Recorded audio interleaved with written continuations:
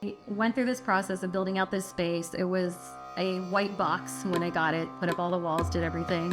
And my equipment was being delivered by Shine on a specific day. And I'm like 2 patients into my day at my associate should practice. And my contractor, Pat, calls me and he was like, there's a tenant on the ground floor. I'm on the second, and the tenant is saying that we don't have permission to put your mechanicals in the basement. Mind you, I have like $600,000 of stuff on a New York City sidewalk. From San Diego, it's the Wonderful Dentist Podcast, a show featuring wondrous dentists, their practices, lives, the problems they face, and who they are as people.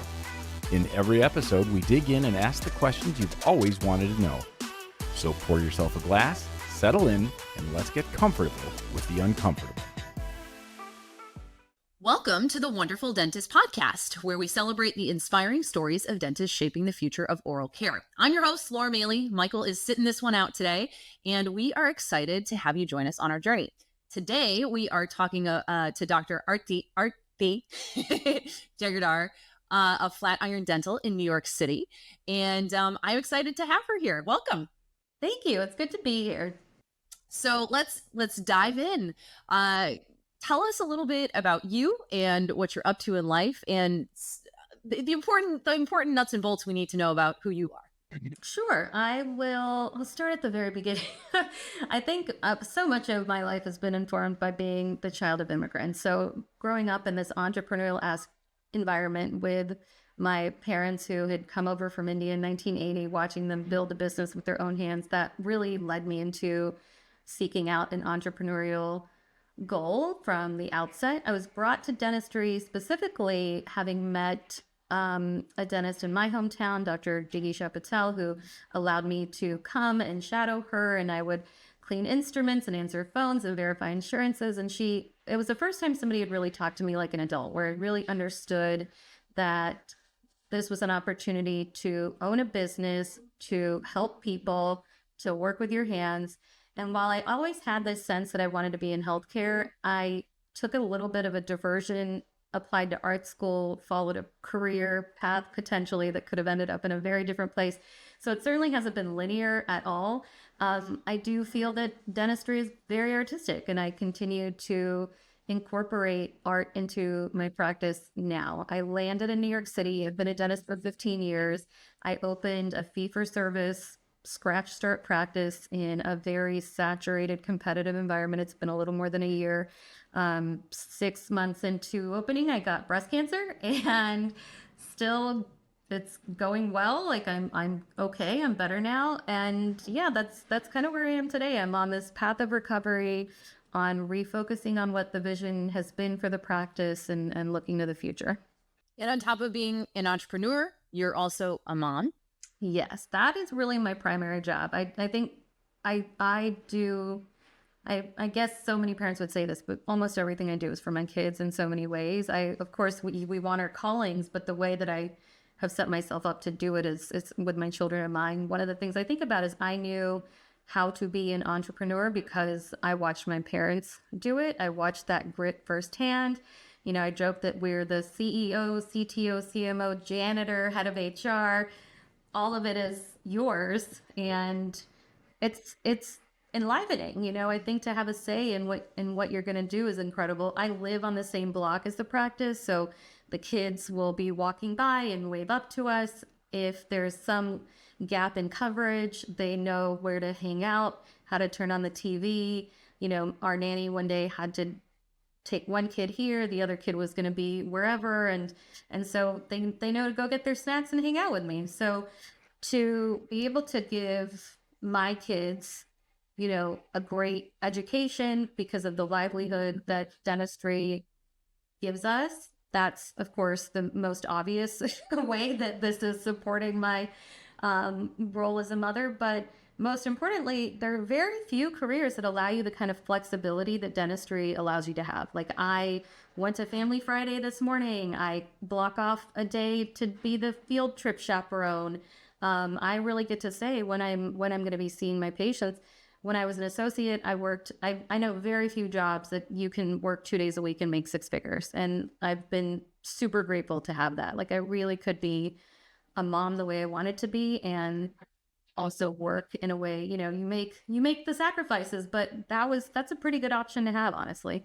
Yeah, it's interesting to be in charge of your own destiny to that degree. And I think one of the things, and I don't know if you feel this way, but Michael and I talk about this often, is like, I think the mantra of humanity is you need to have work-life balance. There has to be work-life balance. And I think Michael and I had a real eye-opening moment when we were like, that's all the same to us. Like, my work is my life and my life is my work. And I mean that in a way that, like, I want our kids to be integrated into our business. I want them to see us working. I want them to see the office and come to the parties and meet our colleagues and have relationships with them. And Yeah. they do. And there's just something very interesting about that for them to be able to conceptualize that at such an early age. Like, mommy and daddy go to work. I know where the office is. I know the people there. And I know that creates, and someday they'll connect to, that creates the life and the livelihood and the reason that mom gets to be at the field trips and dad gets to go to the pumpkin farm, because we decided to take charge of that. It's very interesting. Totally.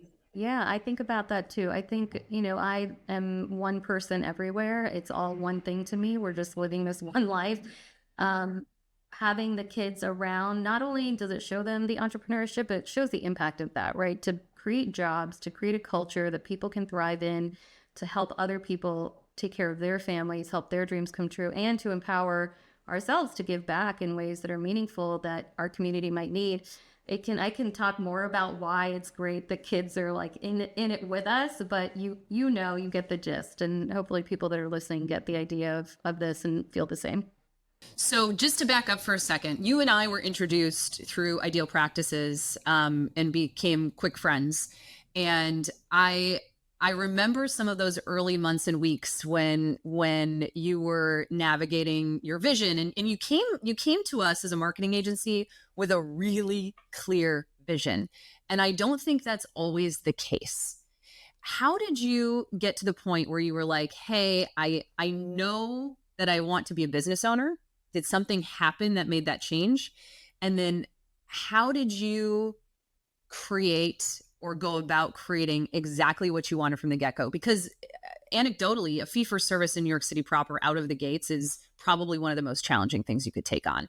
And I'm wondering what the mechanism is for you to be like, I got this. and actually know it and do it, which is interesting, right? Yeah, I do. I think, luckily every time I've taken a leap, I've landed somewhere. A lot of it is having faith in taking that risk, first of all. I'll go back to my childhood. My parents came here with nothing, and my dad built an 8-figure net worth from literally dollars in his pocket and a janitorial job. So to me, I didn't grow up with any self-limiting beliefs. My dad would take me to a bank and have me shake the president of the bank's hand when I was like 7. And like, I learned how to give a proper handshake. I was filling out SBA loan documents on a manual typewriter at the age of 10. These are the things that the child of an immigrant who's like really scrappy grows up doing. So it's already in my DNA. The reason that I came about starting the business when I did, I had a conversation with my husband years ago, like 2-3 years out of residency. Like, listen, I want to own a practice. It's at least 10-year commitment. You don't put all this into it without sticking around and letting it grow and seeing the fruits of your labor. And at that time, my husband was interviewing for jobs kind of all over the country and London. He's in finance. And I had said to him, I really want to be able to spend a lot of time with kids once we have them. And either I make a push now and get to a point where I have associates, or I take a step back, let you have your career, let me be the kind of mom I want to be through their infancy, preschool years, and then I'll hit the ground running. And so when my kids were 3 and a year and a half or so, I had approached Ideal Practices.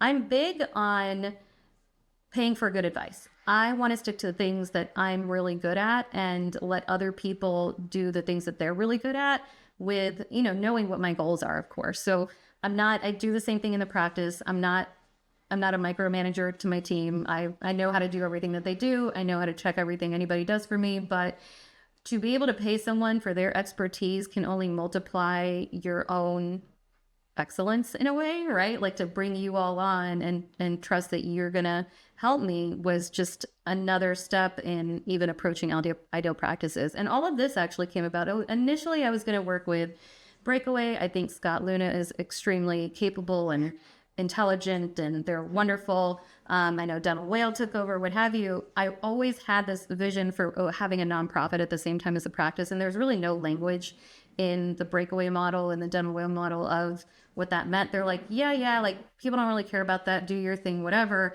versus it's very central for ideal practices to have some kind of give back. And I came to them knowing mine. Usually they come up with it together in this process of coming up with the vision. I have had lots of therapy. I have an executive coach. I read a lot of books. My team, we have a book club every week where we read Unreasonable Hospitality. Our next book is Checklist Manifesto. So good, right? So I think it's great for them. Like, I believe in personal development as a team. So I would say, to answer your question, it's perhaps, hopefully this has made sense, not the most simple answer. Being raised in this immigrant environment, seeing the scrappiness of my entrepreneurial parents, not having really any limiting beliefs, knowing that if you bring about value, true value and good intentions into the world, success will follow. Like, it's not, you still got to be a grown up and know your numbers, but having faith that that works out. I knew this neighborhood, this demographic, anecdotally, just from being here for so long. I had a decade of practice in New York City. So I was starting with a small core group of people who I knew would follow me. And I'm a natural, I guess, networker. I don't go about, I'm not like transactional about it, but I just like genuinely love people. And I think part of marketing, the way that I think about marketing is people don't know to come to you if they don't know what you're about, right? And I really believe in my values. In the absence of my point of view, there might be some other point of view that I might not agree with. That, I'm very much focused on health and holistic health and the way that we form relationships, trust, really being ethical to a fault sometimes.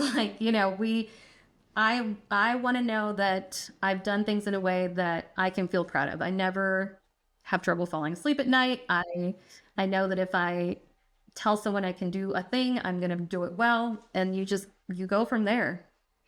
I like that very much. I think you're hitting the nail on the head. I think one of the interesting pieces of marketing too, and I think you exhibit this and do this in your daily behavior, is like, you can wait for the marketing agency to deliver you new patients, but you can also go be in your life and in your community and invite people into your world, right?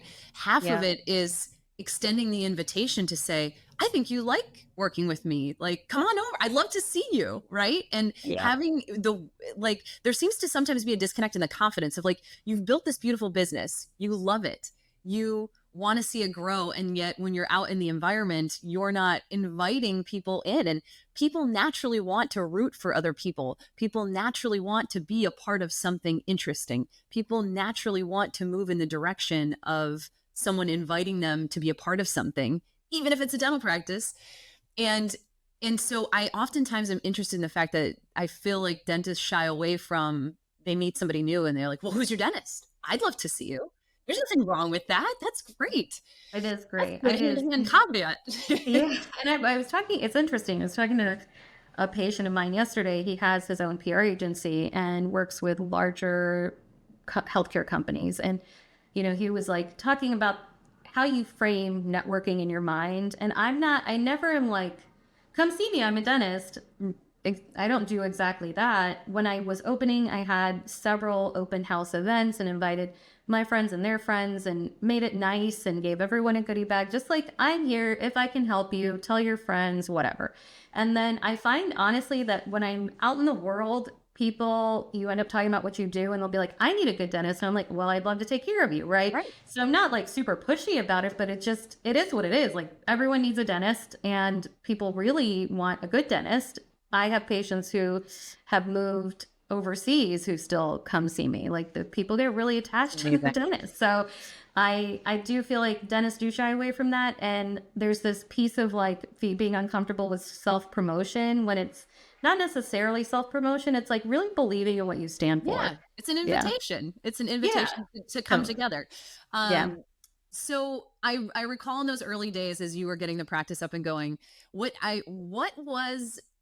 I'm feeding you where I want you to go. What was the thing that surprised you most, or what was the biggest roadblock that you faced in opening the practice?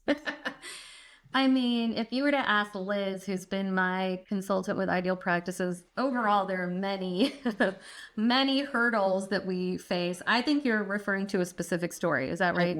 I am. I'm being witness. Yeah, I mean, it's just so indicative of the way that New York City is. The example that you're referring to, I went through this process of building out this space. It was a white box when I got it, put up all the walls, did everything. And my equipment was being delivered by Shine on a specific day. I had stopped by in the morning, brought everyone coffee and donuts, was just like, checked in here and there. I was going to go see a half day of patients, come back, finish my day here to make sure everything was going smoothly. So I leave and I'm like 2 patients into my day at my associateship practice, and my contractor, Pat, calls me and he was like, there's a tenant on the ground floor. I'm on the second, and the tenant is saying that we don't have permission to put your mechanicals in the basement, that the basement is his, he signed the lease, et cetera, et cetera. And mind you, I have like $600,000 of stuff on the New York City sidewalk coming out of an 18-wheeler that's booked out for a month. Like, it's not going back into that truck. I don't care. Yeah, I'm like, it's been 13 months of delays. Everyone's out of money. It's like, we're going, I don't care what it takes. So I show up and my associateship was wonderful. Alina Lane was like, don't worry, I'll absorb your patients. We'll figure it out. Like, go. I show up here and I'm in the basement and I'm like, what seems to be the problem? He's like, I signed the lease. This is my space, XYZ. And I was like, my lease predates yours. I have the drawings that were approved for this mechanical closet. Like, all of the plumbing is running down through the floors, around the chairs, down the elevator shaft to this point, and all that stuff sitting on the sidewalk, and it's coming in here. And he was like, well, you can't. And I was like, literally, make me stop. Make me stop. He's like, I'm calling the police. I'm calling my lawyer. I'm like, call whoever you want. Stand out there, like, try to stop me, right?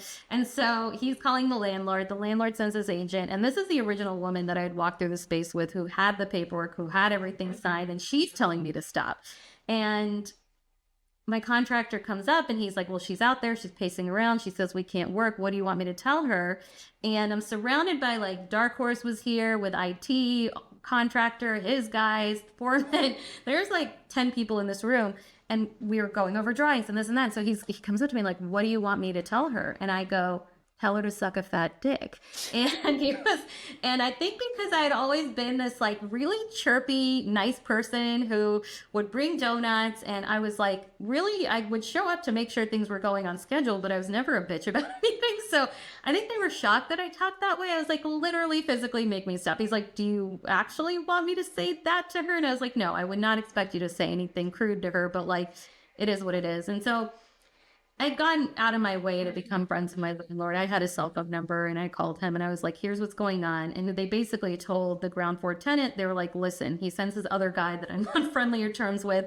And they tell the ground floor tenant, we'll pull your lease, we'll cancel your lease. It's our mistake, but you can walk away or you can agree, like her lease predates yours. She does have this permission, what have you. And so I very quickly made it my goal to be friendly with him. Like, that's my neighbor. I'd wish him well in his business. Clearly there was a misunderstanding, and I probably came in hot because there's a lot going on that day. But I do feel like, New Yorkers are kind. We're not nice. And I think you know what I mean. And lots of people probably know what I mean. Being from the South, Southerners are always nice. They can often be kind as well, but they're always nice. And so I think a lot of the people that were shocked by that statement knew me to be a nice person, and they were confusing that with being like a pushover. I'm not a pushover. So where did things end up, and are you friends with the neighbor? I am. He's my patient. Okay. All right. We were doing some plumbing work, and they come up and they're like, we're so sorry. It's just really loud down there. And I go down there and I'm like, this is legitimately really loud. And I got donuts and coffee for all their clients. It's like an amazing nail salon, an incredible nail salon. And They let everyone that was even sitting in there, they're like, I apologize. I was like, guys, owning your own business is crazy. And they're like, it's fine. Just finish. We understand. Cause I was like, if it's not today, it's another day. And their weekends are busier than their weekdays. Right. And this is a team that was supposed to come at 8 and they open at 10, and this team comes at 10. There's like only so many things that you can control.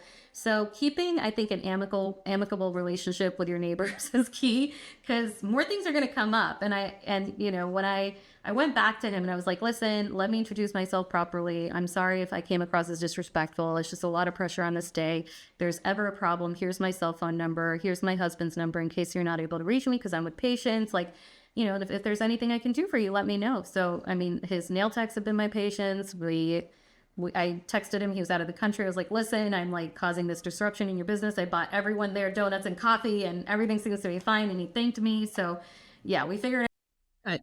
Good. So you're how many months into the practice? How is it going as a fee-for-service practice owner in New York City? Where is the business at in sort of its story arc when you get to this next chapter and get your diagnosis? I think so month 7 is when we had the official cancer diagnosis. This is now month 14, I believe, of being open. And I had a double mastectomy, chemotherapy, radiation. I have now like numbness of 3 fingers in my left hand from the radiation potentially. So that's not great. It's not ideal. Luckily, I just have to kind of retract with this hand. It's not my working hand, but it's not what I was anticipating. I think anybody who opens a dental practice knows what goes into it. And on month 6, 7, to find out that you have this really devastating diagnosis is tough. I'd worked through all of my working capital. It was the first month that we made a profit. I'm looking at this $14,000 profit and I'm like, amazing. I'm going to go ahead and get my milling unit. I'm going to hire a hygienist. I'm going to bring on a second assistant. We were booked out for 3 weeks at that point, right? And Amazing. so I was just like, awesome, let's go. Like, we're on track. Things are great. And very quickly, I was just like, retract it all back. I had to let go of 2 employees. I just kept it. I brought it back to 1 front desk, 1 assistant. I made sure that they landed in good places and was willing to do whatever it took to help them. Any time that I've taken away from the practice, I've made sure that I've paid the 2 people that I kept on properly. They've always been paid for their full-time roles, even if we didn't have so much to do here. My colleague covered for the 3 weeks that I had to be out after the mastectomy. I think I knew that I had to contract and get into survival mode. I had conversations with all of my vendors, like, listen, I'm happy to cut services or whatever you're comfortable doing, but I really have to bring overhead down as much as possible. So right before the cancer diagnosis, my overhead was $60,000 a month. I've got it down to $25,000 a month. Amazing. And I knew, yeah, that's fine. Like, it doesn't take that much to make that in a dental practice in a month. I just wanted to make sure I could take care of the people I was responsible for, my 2 employees, and that there would still be something here when I was feeling better. And so where I am now is refocusing on those long-term goals and the systems. And while I've been sick, we brought in milling, scanning, printing. Like, I just got the Prime Scan. We already had the iTero scanner. I have had now 2 full mouth restorative cases. I have 3 more veneer cases coming up. And so the practice has kept going. I'm not big on volume. I do really comprehensive dentistry. It's in my best interest to honestly, at this point, stay smaller, slower, and focus on these, like, what become $50,000, $60,000, $70,000 cases. So when you had that shift happen, you're like, hey, 14 grand, and then boom, life changes theoretically overnight. I think one of the things that you and I have really bonded over is sort of a mindset. And in a weirdly, the whole thing, my perception, just having had the many conversations we have, is that you've kind of taken the whole thing in stride, which is a really hard thing to do. And Michael and I always say, and I'm sure you've heard me say this, is like, it's amazing what you can do when you don't have a choice.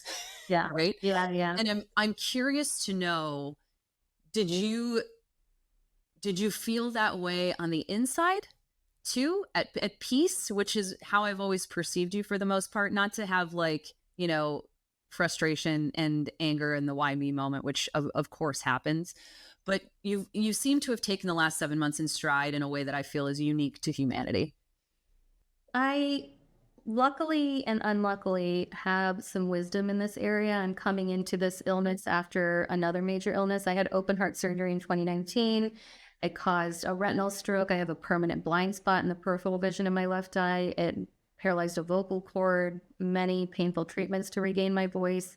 I've already kind of probably gone through many of the stages that people might have to go through when they're facing a new ailment. I don't think I'm special, like in my mortality. I think I just already went through a lot of those things. So it's kind of starting off at a further along step. In New York City, there's a meditation center, the Kadapa Center, that I have gone to on and off for many years, and I meditate twice a day. And so this sort of working on attachment in the Buddhist traditions of how you think about suffering and humanity and your attachment to a lot of things, I already had also a framework for that. So I'm a fundamentally optimistic person. I'm a grateful person. I think these are muscles that any of us can exercise. Human nature is to, make the most of danger. That's what kept our ancestors alive, versus now we're in a time of plenty. We really have, most people have their food, their shelter. It's like, you're not actually in danger, right? So it's being challenged. Those views, to be challenged at the levels that I've been challenged, to maintain those views, as I did face my mortality, as I did have to let go of my vanity. I let go of my, attachment to this business. I'm like, I'll figure it. If I have to figure it out, I'll figure it out again. Like, it is what it is. You do what you can, and then you leave the rest alone. Like, I think that I don't allow anything to steal my peace. I would joke, like, even before any illness, I had a term that I inherited from other coaches to be unfuckable with. Like, you just can't fuck with me. Like, watch me not care. So Unbothered. I'm an unbothered queen. And yeah, like, the internal parts of it have not been easy. When my assistant Caroline went on maternity leave, Rosa joined us. Rosa and Caroline had known each other for years. And I recently said to Rosa, I'm like, you've never met me well. Like, I'm sorry that you haven't had the best experience of, like, being onboarded in the way that I would have wanted you to. I would have lined up the trainings. We would have had more conversations. I'd take my team members out to dinner, that initial visit with them, and say, what are your goals for yourself? Here are the values. Here's like how I can, like, she didn't have the benefit of any of that. And I was like, I'm normally like such a happy sort of like try to be a great leader. And she's like, I have no idea what you're talking about. You've been that way the whole time. So internally, yes, there were a lot of things going on, but externally, no one would have known. And you'd think, interestingly enough, that you one of the questions that we ask as part of the podcast is, what is your hardest day, or what's been your hardest day? And I think it's interesting that this chapter, which is obviously a hard chapter, would have been the thing you'd be like, well, the day I got my cancer diagnosis, so the day I found out I had to have open heart surgery and had a retinal stroke. Like, you cited something totally interesting, which I want to get a little explanation on. Your hardworking immigrant parents who raised you with this grit and this gumption, and you're filling out your SBA applications at 10 years old, and then you went and flunked out of your freshman year of college. What happened? I did, yeah. I was 3 years ahead in school. My immigrant tiger parents pushed me. And when I got that freedom of college, I just partied. Like, I went for it. And I think, I went to college at 16. I was not emotionally prepared to be on my own. And I got back in very soon thereafter. I went to community college. I made like a really high GPA the rest of college. I think that my parents are humans like the rest of us. They did the best that they knew with what they had. And it was a very like driving parenting. So yeah, I had to come back, and that was also an education. It's like the value of doing your work and pacing yourself. Like, I didn't have a good model of pacing myself. I had to fix my own. One of the mindset changes that I had to have after open heart surgery, and that I also practice Ayurveda. So my Ayurvedic practitioner, we have doshas in Ayurveda. I'm of the belief that my own traditions, millennia of wisdom, must have something to give to me. The doshas are Vata, Pitta, Kapha. Fire, air, water, earth. I'm like primarily fire. and I learned that I've been feeding my fire more fire. And I'm like, why am I so intense? Like, I really got to reel that back in. And it was interesting. I went through, when I found out about the heart the heart ailment, I was like, let me interview every single person that I know that could have anything to do with this and make spreadsheets and talk to everyone. With the cancer diagnosis, I'm like, I have a trusted colleague. I have a group of doctors that I've been with, that are in a networking group with me, and get their opinions, and then just kind of like trust everyone I've chosen. And I imagine now, like, instead of this like fiery intensity, like going for some result, we're all in our little boats in the river of life. And sometimes you're going down some rapids, but you got to lay back in your boat. Like, you can't really fight the rapids. I think that the reason that I gave this, I gave a business specific example. I gave a business specific example because I think the life stuff, to me, it is in some other realm that is maybe not as relatable to most people. So for the purposes of like the pre-interview questions, I was like, what's something specific to the business that I can think about? But yeah, certainly there are days that have been way harder than that day. Do you think one of the things that we talk about in our conversations is like, and you talk about this all the time, and you mentioned it in the beginning, is ignoring excellent advice. Yeah. And filtering out, as ideal practices would say, the peanut gallery. Totally. And I'm wondering, what is the best piece of advice that you have gotten recently? Not your own personal realization necessarily, but a good piece of advice you've gotten, and from whom and why? So I was talking to Liz Mulderick of Ideal Practices, who's also become a great friend of mine, yesterday, and we still have coaching calls every 2 weeks. And I was telling Liz, I'm like, Liz, I'm starting to feel better. Like, I'm 3 weeks out of radiation, and it was brutal, but I'm starting to think of a future and really taking shape of some vision. And I'm enumerating for her what this could be. And I'm like, either I do this or this. Like, that's what I'm thinking about. And she's like, why don't we start with the like 2 to 3 year vision? And I'm like, you're right. I should do that first. So I do think, it's great to have a vision for your life. It's important to remember that there are steps to getting there. Do you think so? I mean, that's a great segue. Where are you going in the next 2 to 3 years? What is on tap for you now? Yeah, I think what's nice about a fee-for-service practice is that we are able to keep our overhead low. We don't see volume, we're able to have a smaller team, do more comprehensive work. And so I'm wondering, do I go for a $2 to $3 million practice with 45% overhead, or do I go for a $10 million multi-specialty practice with 65% overhead, 70% overhead? Like, which one is better? Within my conversation with Liz, to have a fee-for-service practice in New York City who does comprehensive work, aesthetic work, $2 to $3 million is not a lot. A lot of them are like $5 to $6, $7 million practices. It is what it is, right? And the problem with that is it would still rely on me physically for most of the work. I don't know what my health will be long term. Like, I'm dealing with the neuropathies in my left hand. I will have continued cancer treatments long term. And so kind of aiming for this, what I set out with in the very beginning is to have a multi-specialty practice in New York City that is fee for service, where I'm having a periodontist start in February, and I'm really interested in airway, early expansion for children. I have a CBCT, I make sleep appliances.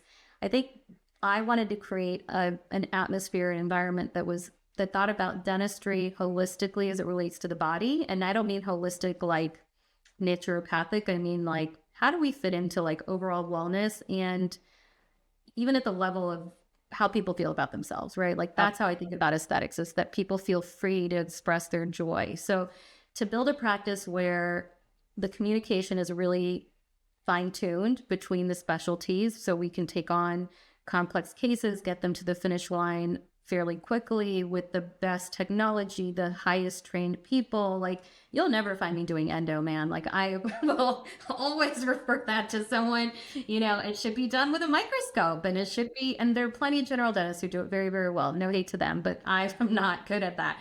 So I feel like there's space for that in New York City. New York City has a lot of concierge medical practices with 6-figure per person annual membership fees. I don't want to just take care of like wealthy people. It does let me adjust my prices for all the patients that followed me from my PPO practices, to take care of family, to donate dentistry. It allows me to do a lot by being the place that can be of service to the people looking for a very high level of care. Great take. So I know you're talking with Liz about what your vision is here for the next 2 to 3. I want to ask you to get uncomfortable for a moment, and maybe share a big scary goal that you have for yourself that you have not maybe talked about yet. Is there anything on your mind or on the horizon?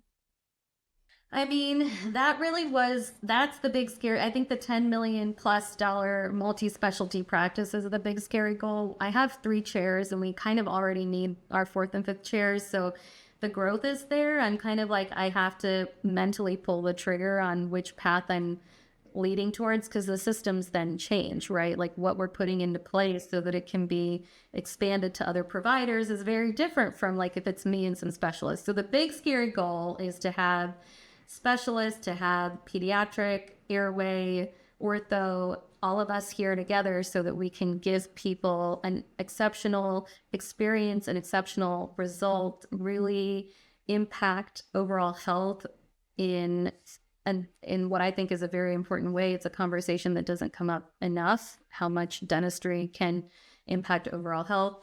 So yeah, that would be the big scary goal. It took me 4 months to negotiate an exit strategy from this lease, and it's a lease that I can exit. So I've already been thinking about it. I've already been like, we need 2 more chairs, and have this one specialist coming, and I'm like barely 1 foot out of cancer treatment. So that's the big scary goal, is building that fee-for-service multi-specialty. Well, I love the vision. I've just enjoyed getting to know you over the last 2 years and watching your practice, watching the very special and unique light you have brought to your practice in dentistry, and the exceptional point of view that I think you have maintained through what has been a rough year for all intents and purposes, for any person. And I admire that deeply about you. If you are a dentist and just someone who admires the dedication of those who care for our smiles, we invite you to join us next time for another episode of the Wonderful Dentist Podcast. We are here to support, inspire, and connect you with incredible people in the dental world. Thank you, Doc, for taking some time with me today. We have been planning this for a long time, so it feels nice to sit down and do this. It does. Thank you, Laura, for having me. And I'd just like to briefly say the things you said about me, I see in you. I think we've had many conversations about how you show up in difficult times, and I really look up to you and Wondrous as a business, as a culture, and I'm glad to be a part of it. Thank you for having me. All right. Till next time, this is the Wonderful Dentist Podcast. The Wonderful Dentist Podcast is hosted by Laura Maly and Michael Anderson. Produced by Chris Dumas. If you have a question for the podcast, email us at podcast@wondrousagency.com. Until next time, keep it wonderful.